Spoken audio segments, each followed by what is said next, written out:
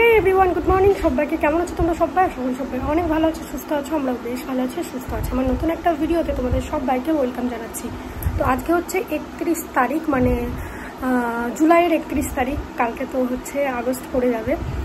দেখতে দেখতে মাসগুলো কীভাবে কেটে যাচ্ছে, তাই না? তোমাদের দাদাভাইয়ের ডিউটির কাছে প্রায় 2.5 মাস হতে চললো। তো যাই হোক, আর কিছুদিন পরে বাড়ি চলে আসবে। যাই হোক, উঠে পড়েছি, এখনও বিছানা তুলে নিয়ে ফ্রেশ হয়নি, সব কিছু করবো। আর আজকে হচ্ছে আমাদের লাস্ট ক্লাস ইউনিভার্সিটির। আজকে যাবো কি যাবো না সেটাই ভাবছি। দেখি সবাইকে ফোন করবো, সবাই যদি যায় তাহলে আমাকেও যেতে হবে। তো গেলে একটু পরেই তো আবার সেই রেডি হওয়ার তারা। চলো বিছানাটা তুলে নিই, আর যা যা করি সারাদিন সবটাই তোমাদের সঙ্গে শেয়ার করব। আজকের দিনটা গেলে বাঁচি, তারপরে এখন আমাদের টানা ছুটি, আবার আগস্টের 20 তারিখ থেকে এক্সাম। আচ্ছা, একজন একটা কমেন্ট করেছে দেখলাম, তুমি নাকি পড়াশোনা নিয়ে কিছু বলতে চাও না, তুমি যে এত পড়াশোনা করছো, তাহলে আবার ভিডিওতে বলার কি আছে? গাধা এটা জানে না যে আমি আমার ডেইলি লাইফস্টাইল শেয়ার করি। তো আমি সারাদিন কী করি সেগুলোই নিশ্চয়ই ভিডিওর মাধ্যমে তুলে ধরবো। বলো কত রকমের হয়, এইসব কমেন্টগুলো দেখলে বোঝা যায়। তো কী আর বলবো বলো, আজকেও আমাকে বলতে হবে, কারণ আমি যেটা করি ডেইলি লাইফস্টাইল মানে কি, আমি যেটা করবো সেটাই তোমাদের সঙ্গে শেয়ার করবো। তো যাই হোক, এসব মানে ফালতু লোকের কথায় কান দিয়ে লাভ নেই। চলো বিছানাটা তুলে নিই, তারপরে হচ্ছে ফ্রেশ হবো, আর যা যা করি সবটাই তোমাদের সঙ্গে শেয়ার করবো। যদি যাই সেটাও শেয়ার করবো, যদি না যাই সেটাই শেয়ার করবো। তো চলো পুরো ব্লগটা কন্টিনিউ করা হয়। আজকের এই ব্লগটি দেখতে তোমাদের অনেক অনেক ভালো লাগবে। তো চলো ভিডিওটি শুরু করা যাক।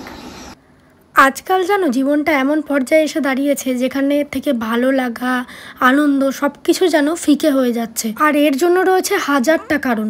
সবার প্রথম যে কারণটা বা আমার ভালো থাকার যে কারণ, সেটা তো হচ্ছে তোমাদের দাদাভাই জানো। তো তার সঙ্গে এখন আমার ঠিকঠাক কথা হয় না।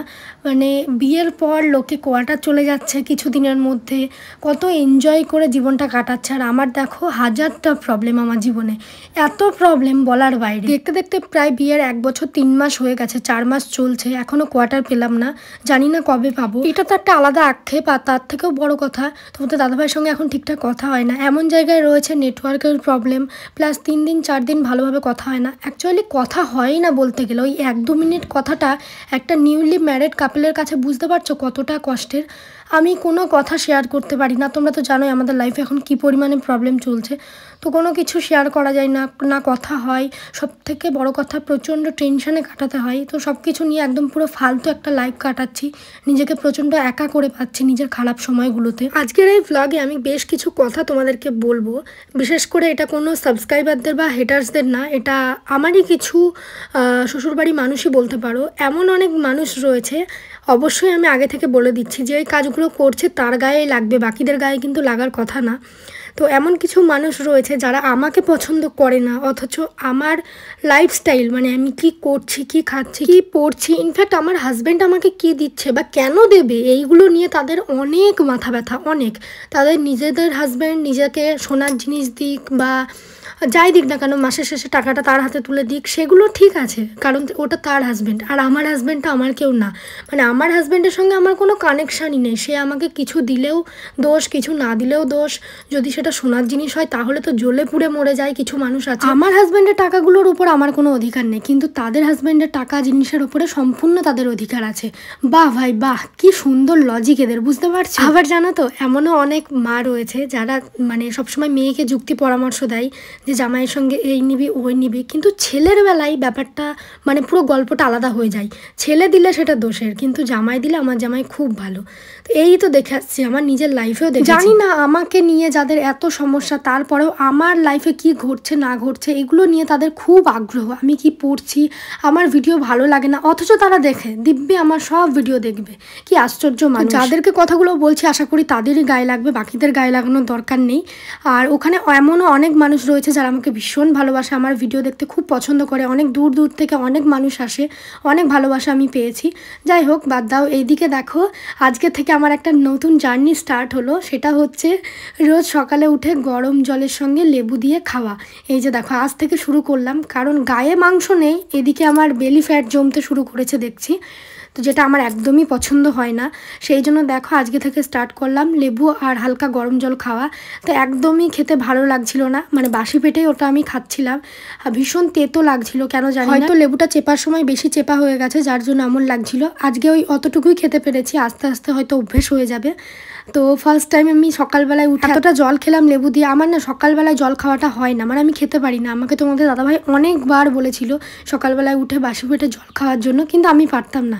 যাই হোক, আজকে থেকে স্টার্ট করলাম। আর এই দিকে দেখো মা আমার জন্য ভাত বসিয়েছে, তাও আবার কয়টুকুনি হাঁড়িতে দেখো, একদম ছোট্ট একটা হাঁড়ি। আর এখানে শুধু আমার মতনই চাল রান্না হচ্ছে, কারণ আজকে রয়েছে একাদশী। তো মা তো রুটি খাবে, তার জন্য সকালবেলায় আগে দেখতে পেলে তরকারিটা করে নিয়েছে, রুটির তরকারি। তো ওটাই আমি ভাত দিয়ে খেয়ে যাব, আর ওর সাথে আলু সিদ্ধ। আজকে যেতে হবে ইউনিভার্সিটি। এই সেমিস্টারের এটাই লাস্ট ক্লাস, যাব না এটাই ভেবে কনফিউজড হয়েছিলাম, তারপরে বেরিয়েই পড়লাম। এই যে দেখো, আজকে একটু তাড়াতাড়ি চলে এসেছি, বাস স্ট্যান্ডে বসে রয়েছি বাসের জন্য। আর এটা হচ্ছে আমাদের স্কুল, মানে বয়েজ স্কুল, গার্লস স্কুলটা অন্যদিকে। আর এই স্কুলে আমার 11-12 মানে পাস আউট আর কি। যাই হোক, তারপরে অনেকক্ষণ বসার পরে বাস পেলাম। আর আজকে আমি গাড়ি নিয়ে আসিনি, বাড়ি থেকে টোটোই করে এসেছি, কারণ ভেবেছি আজকে আমি তাড়াতাড়ি চলে যাব। যে বাসটা আমাদের ওখানে যায় 2:28-এর, তো ওই বাসটা ধরেই আজকে বেরিয়ে যাব ভেবেছি। কিন্তু যেটা ভাবি তার উল্টোটাই সবসময় হয়, জানি আজকেও হবে না, আর হয়ও নি।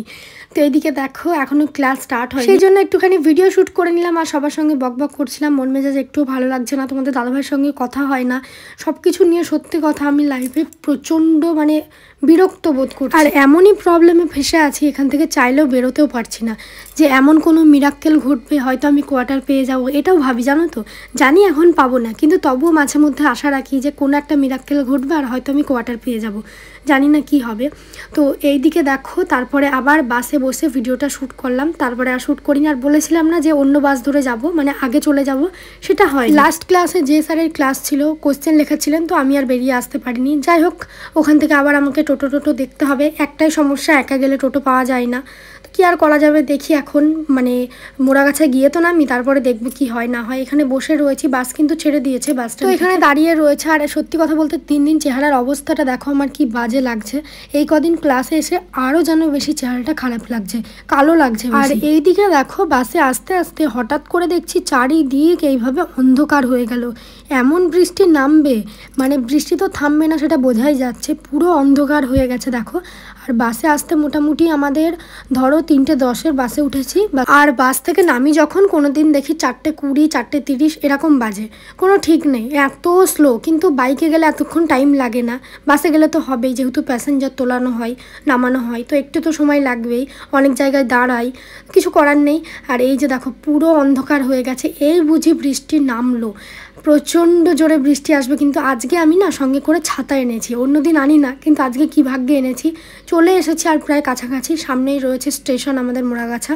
চলো যাই, আর তোমাদের সঙ্গে আমি ভিউটা শেয়ার করছি। দেখো কি পরিমাণে মেঘ করেছে, চারিদিক অন্ধকার হয়ে গেছে। আর বলতে বলতে কিন্তু কয়েক ফোঁটা বৃষ্টি পড়াও শুরু হয়ে গেছে, এই যে দেখো, বুঝতে পারছো। আর এখানে দাঁড়িয়ে রয়েছি কারণ গেট পড়েছে, ট্রেন যাবে। বলে না, যেদিন লেট হওয়ার সেদিন লেট হতেই থাকে, মানে বাধা পড়বেই।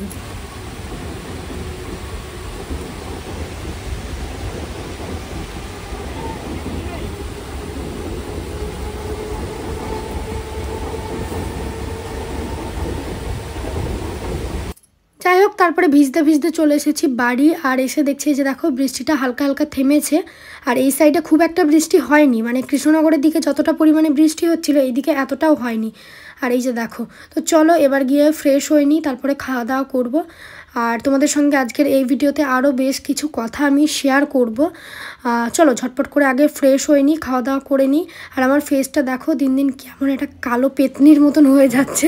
চলো ভিডিওটা দেখো। তো কয়েকটা কথা তোমাদের সঙ্গে বলবো। কখনো কখনো আমাদের এমন পরিস্থিতিও হয় না, কি বলবো, নিজেকে প্রচণ্ড একা ফিল হয়। মনে হয় না যে পুরো পৃথিবীতে অনেকে আছে আমার আত্মীয়, অনেকে আছে আমার রিলেটিভ, বা অনেকে আছে আমার কাছের মানুষ, তবুও মনে হয় যেন আমি টোটালি একা। তো যাই হোক, মন খারাপ করে লাভ নেই।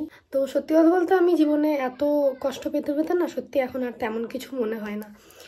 আর কেন জানি না কি প্রবলেম হয়েছে আমার, মানে বসে থেকে বা শুয়ে থেকে যেই উঠছি না, হট করে মাথাটা ঘুরে উঠছে। আর আগাগোড়াই আমার এই প্রবলেমটা আছে, মানে মাঝে মধ্যে হয় আর কি, যখন হয়তো তাহলে প্রেশারটা লো হয়ে যায়, হয়তো তখন হয়, চেক করাতে হবে। তো এই মানে লাস্ট কদিন থেকে দেখছি একটু বেশি হচ্ছে, মানে আমি যতবার উঠছি, মানে বসে থেকে হয়তো উঠছি, বা সব থেকে বেশি হচ্ছে শুয়ে থেকে ওঠার পরে, মাথাটা মানে পুরো চোখে ঝিঝিবিঝি হয়ে যাচ্ছে, আর মাথাটা ঘুরছে বনবন করে। তো এই একটা প্রবলেম হচ্ছে হঠাৎ করে, জানি না প্রেশার লো হয়েছে কি, তো চেক করাতে হবে আর কি। খুব মানে কেমন একটা ফিল হচ্ছে নিজেকে, যা মানে জীবনে এত স্ট্রাগল করেছি না, আর নিজের মনের সঙ্গে মানে পেরে উঠি না।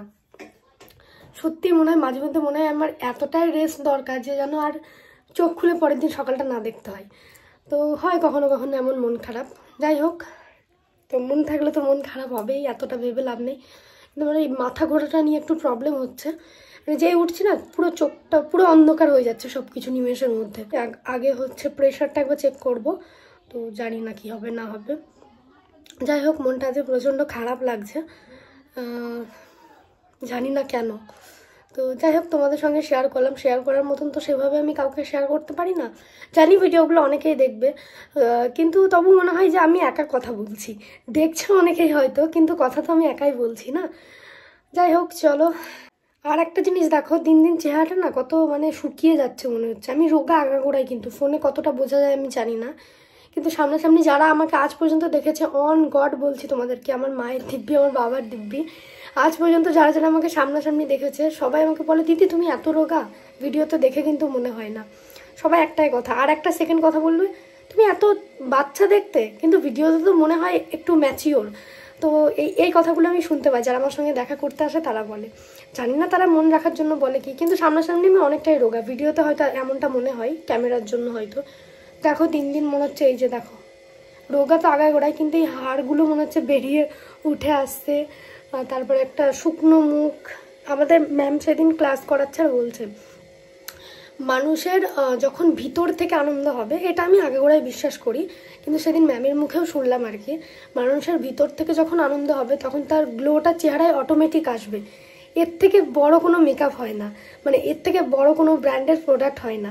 তখন তো তোমাকে এমনি দেখতে সুন্দর লাগবে, এমনি তোমাকে গ্লোয়িং লাগবে, যখন আনন্দটা তোমার ভিতর থেকে থাকবে। তো সত্যি হয়তো তাই, বিয়ের পরপর দেখবে আমি অনেকটা আমার চেহারায় পরিবর্তন এসেছিলো, একটু একটু হেলদি হয়েছিলাম, একটু ফেসটা গ্লোয়িং লাগতো। দেখো এখন আমার অবস্থাটা, জানি না দিন দিন চেহারাটা এমন হয়ে যাচ্ছে, কি আর বলবো। নিজের প্রতি কোনো যত্ন নেই, নিজের প্রতি কোনো মেনটেনেন্স নেই, এত মন খারাপ, এত এত প্রবলেম চারিদিকে, জানি না কি হবে জীবনে। আজ যে মন হলো কথাগুলো তোমাদের সঙ্গে শেয়ার করা, তার জন্য বললাম। তো চলো, ভিডিওটা এই পর্যন্ত রাখছি, টাটা সবাইকে।